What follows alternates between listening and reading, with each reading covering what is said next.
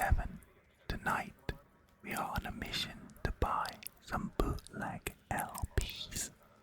We will be heading over to the night market in Japantown to initiate that mission.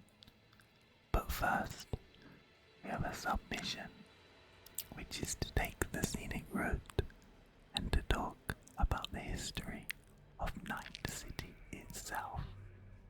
So sit back, relax, and enjoy the sights and sounds of this neon-soaked city.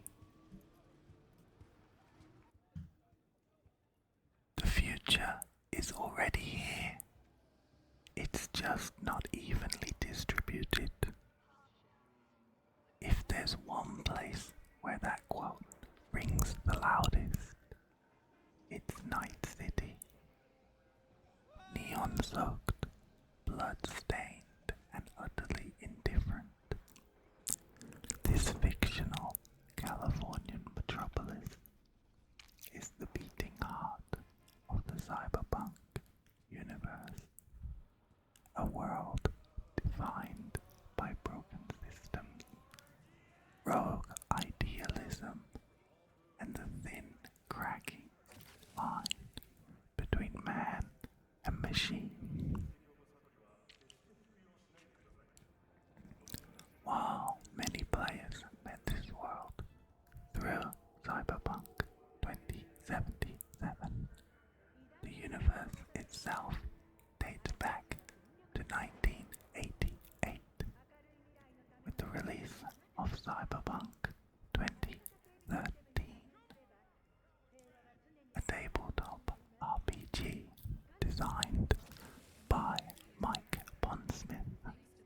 It introduced a vision of the future, not of hope and discovery, but of decadence, disillusionment, and decay. It wasn't just a dystopia, it was style over substance, attitude over morality, and chaos over control.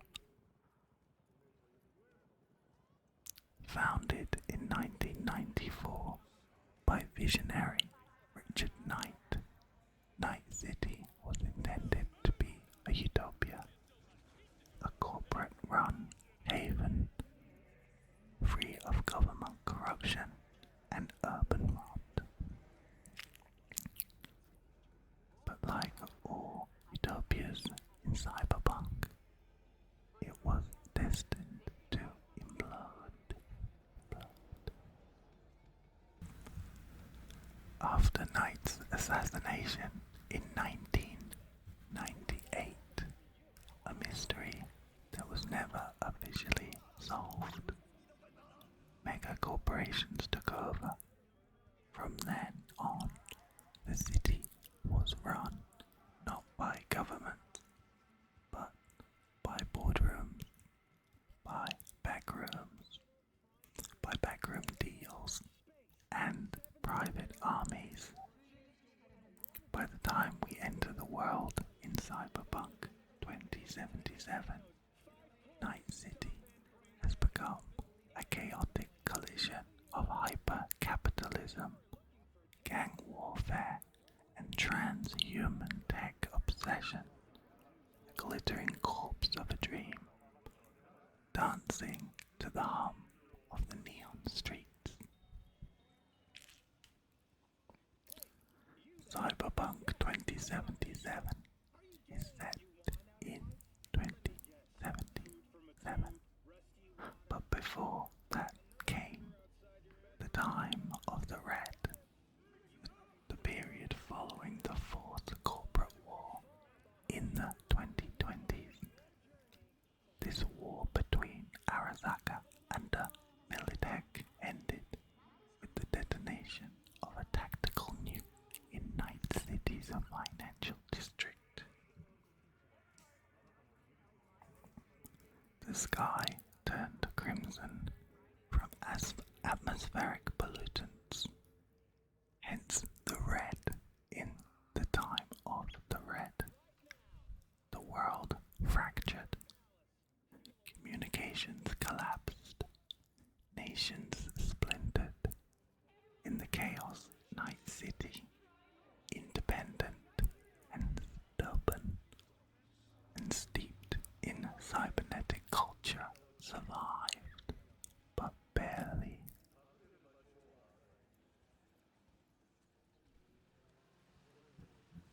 true power of the players in Cyberpunk aren't politicians. They're, of course, the mega corporations. These towering entities shape the world through propaganda, private military forces, and biotech monopolies. Arasaka, for example, is a family-run security conglomerate known for its brutal efficiency and secretive soul storage program. The Relic corporations like Kangtao, Militech, and Zetatech push the edge of what's ethically and technologically possible. They sell dreams, augmentations, weapons, and sometimes immorality at a cost. Opposing them, if only in theory, are the rebels, the mercs, fixers, netrunners, individuals scraping meaning from the digital filth of the city's underbelly.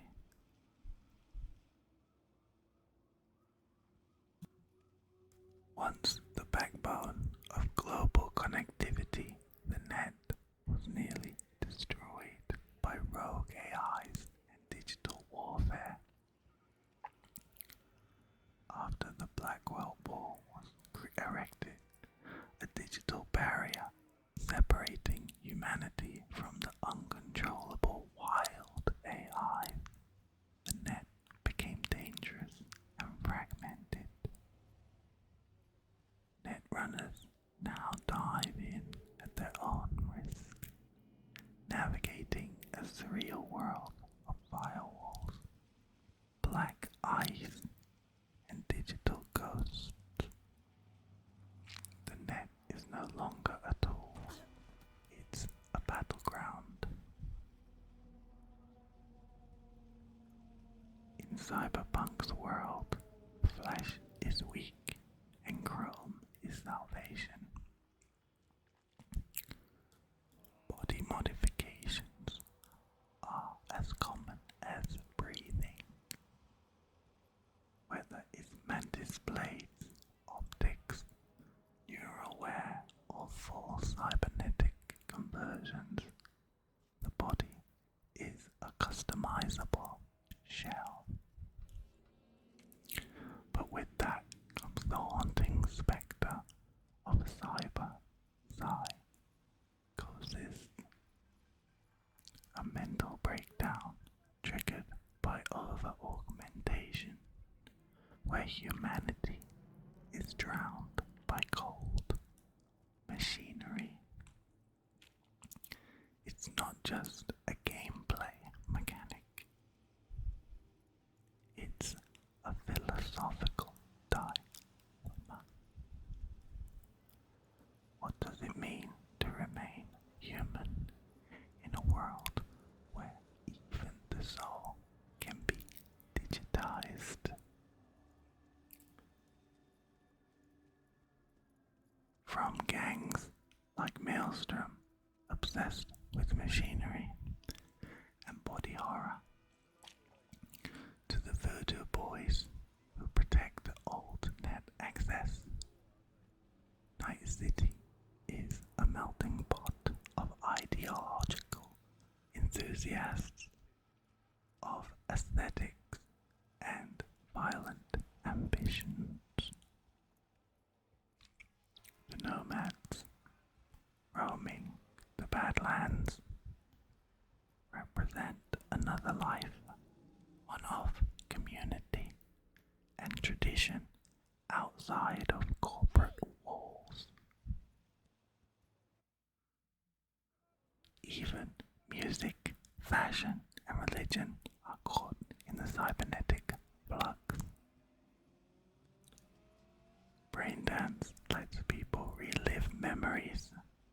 Religions evolve Children of the Fire or Neo-Buddhists, each adapting to a world where death, memory, and identity are no longer absolute.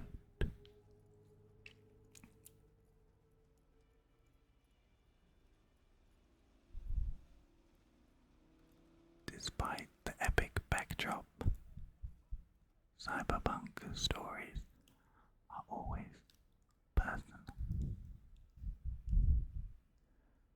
They're about thee, an edge runner trying to survive. They're about choices that echo in alleys, in memories, the lines of chrome on your face.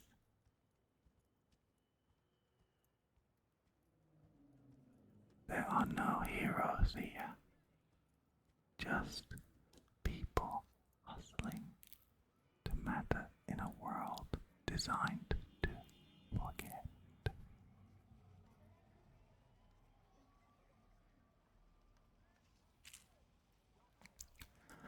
The cyberpunk universe isn't just about aesthetics, however. It's about contradiction. Technology liberates, but also imprisons.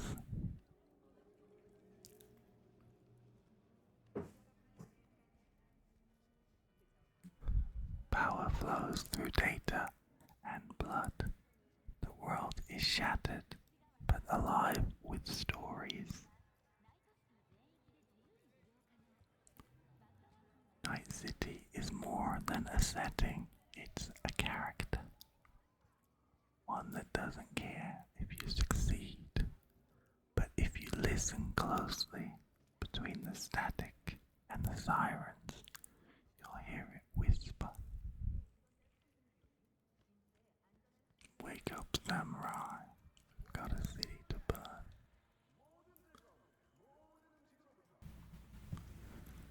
It's classic noir. The city, never just a backdrop.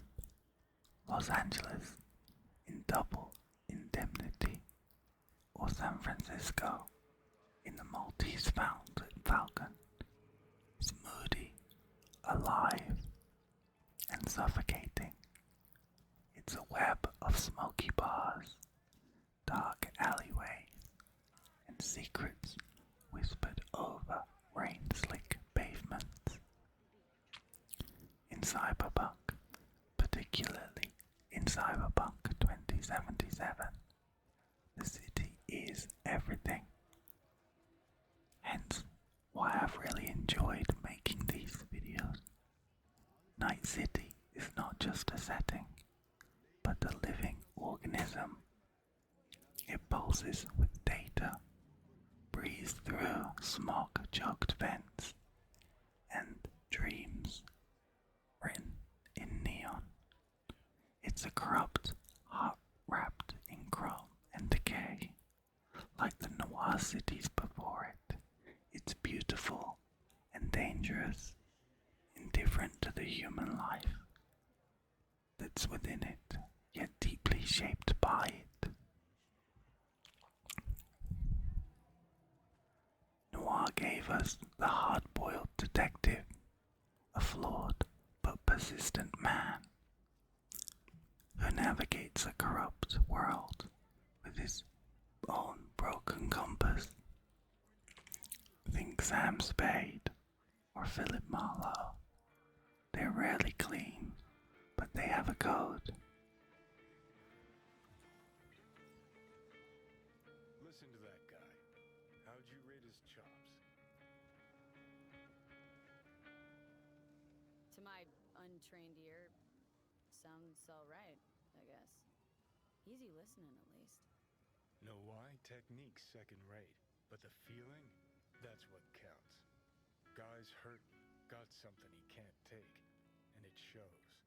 Could stand a little more stage presence. Fingering's all wrong, loses the tempo more than he keeps it, but not bad. Really know how to give a guy a compliment. That how you got your start? street busker with big dreams. Don't make me laugh. No time for playing my way to the top. Was too busy shaking the world awake.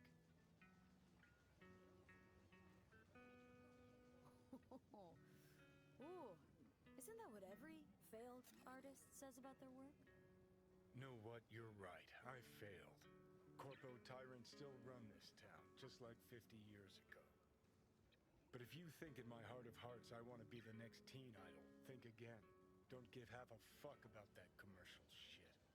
All right, Princess. At least you played some gigs. Saw those memories of yours. True. Played where we could. Parks, old factories, underground clubs. Had an audience from the start.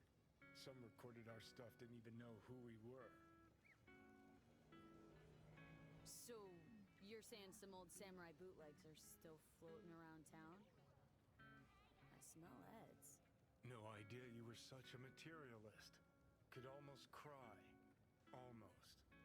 Jokes aside, you think those tapes still exist after all these years? You know, Rainbow Cadenza's not far from here. Club we played till the band fell apart. Great spot. Place for people with their heads on straight. Maybe they'll know something. Cyberpunk carries this tradition through characters like V, the mercenary 2077, or Deckard in Blade Runner.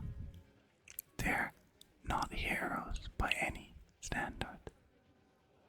They're caught between megacorporations, gangs, AIs, and memories they can't trust. But they try, often in vain, to make choices that matter. Both the genres love moral ambiguity. In noir, the detective often ends up worse than how he started. In Cyberpunk, the merc survives only to find out she's a pawn in someone else's simulation.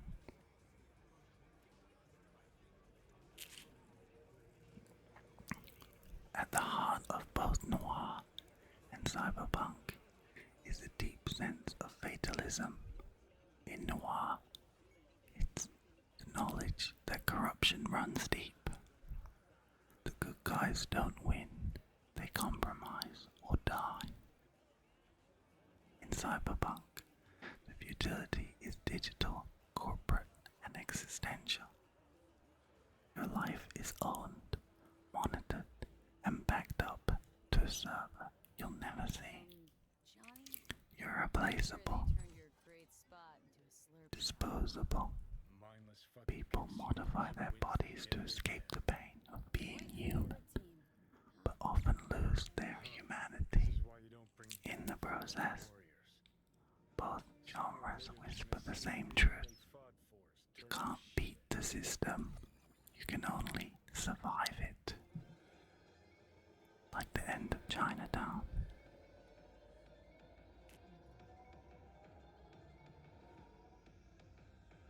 Hey. Rainbow Cadenza mean anything to you? Oh no, another one. Aren't you too young for this? To what now? Every day, some sad grandpa in his old leather comes in here, asks where is his old rainbow club. And I'm like a broken record. Tell all of them the Corp brought them out 20 years ago. I should put up a sign. Know anything about bootlegs from the Rainbow Cadenza days? Like, say, dunno, samurai stuff? Samurai. Oh, that ugly red face on black? Yeah, even I know that one. Old guy comes by here sometimes wearing their shirt. Spends the whole time yakking with his psychophant friends. Wouldn't happen to know where I could find them? You can find him living back in the 2020s. But besides that, he's out there at the market. What's he selling? Organic strawberries and cream. What do you think? He sells ancient dusty tapes of ancient dusty indie bands. No one's heard of a single one of them. Preem. Thanks.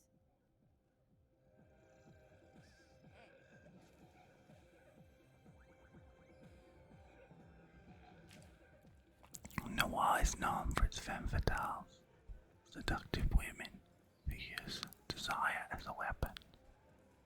They represent the unknown, the untrustworthy, the unpredictable.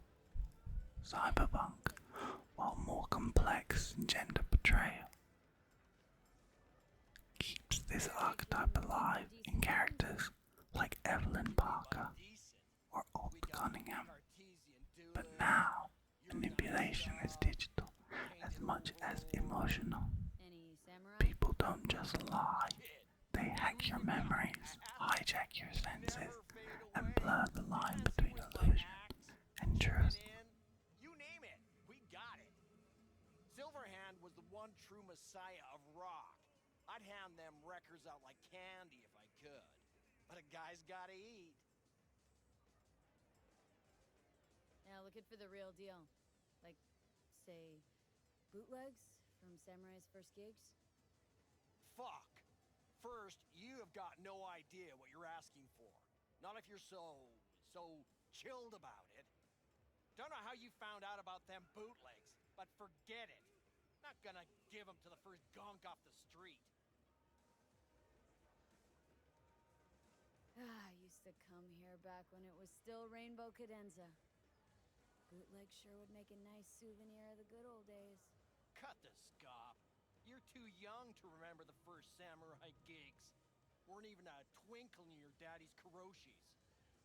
Hey, appearances can be deceiving. How do you know this pretty face ain't an implant? All right, punk. Prove it. How'd Samurai's third ever gig end?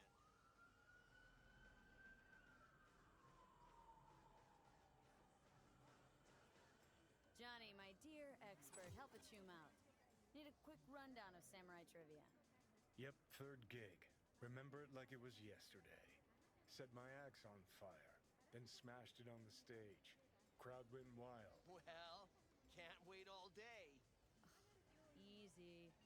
Johnny lit up his axe, then smashed it. Nope. Knew it. Who smashes their gear when they're just starting out? I mean, a new one costs eddies. Fucking hell, Johnny. Why the sabotage There are now? many visual parallels in Cyberpunk. Maybe I don't like the cut of your uniform. Visually, Cyberpunk is Always noir dress up like turned this? up to 11. Gig at Cadenza. Noir bathed scenes Broke out. in shadow, Drunk guy cigarette smoke, faded out with beer.